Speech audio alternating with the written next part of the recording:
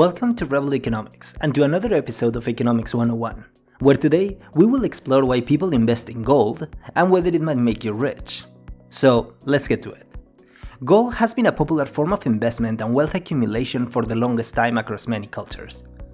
Gold is a somewhat scarce metal that has been used across centuries as a form to provide means of exchange, like money, and actual scarce value, thereby facilitating the trading process. The gold standard fixed exchange rates for gold and money in the 19th century and determined the wealth of nations and individuals by association.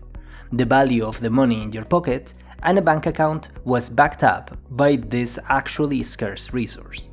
To put it simply, if a country has one gold bullion and it had a money supply of say $100, each dollar was redeemable for one of those 100th of that bullion, meaning that increasing the money printed until there were, for example, $200 in the economy meant that each dollar was now redeemable for half of its previous value in gold, thereby leading to the depreciation of the currency. In the 20th century, this equivalence between money and gold was abandoned, and two changes took place. The state as the validator of wealth emerged, meaning that now the state had much smaller gold reserves than could be redeemable, and it stood as the only entity to certify that $1 had actual value and wasn't only a piece of paper. And it allowed for the more dramatic monetary policies of the 20th century, like quantitative easing or money printing, but this is a video for another day. Gold, therefore, morphed from an actual physical notion of value underpinning the wealth of a nation to an investment mechanism, as it is more broadly used today.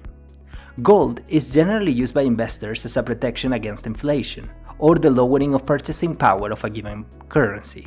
For example, if today the price of bread is $1 but tomorrow is $1.50, then we can say that there is an inflation of 50%. Purchasing gold with money is meant to shelter against inflation, meaning that a rise of 1% in the price of goods in the economy will also be reflected in a 1% rise in the price of gold, thereby maintaining your position as not losing any purchasing power or ability to purchase what you want. Let's consider an example. Imagine that you only have $1 and you want to buy bread, but you know that tomorrow the prices will increase 50%. So you can buy gold with that dollar, benefit from the rise in prices, sell the gold, and tomorrow purchase the more expensive bread at $1.50, something that you could not have afforded if you had not bought the gold. And that is basically it. The worth of gold is both an inheritance of the times previous to the disentanglement of the gold standard and a valuable and popular investment mechanism. In a world of crazy volatility in some assets and rising inflation, gold stands as a safe haven for careful investors. So thank you for watching Rebel Economics and Economics 101. Remember to subscribe and check out some of our other videos on your screen right now.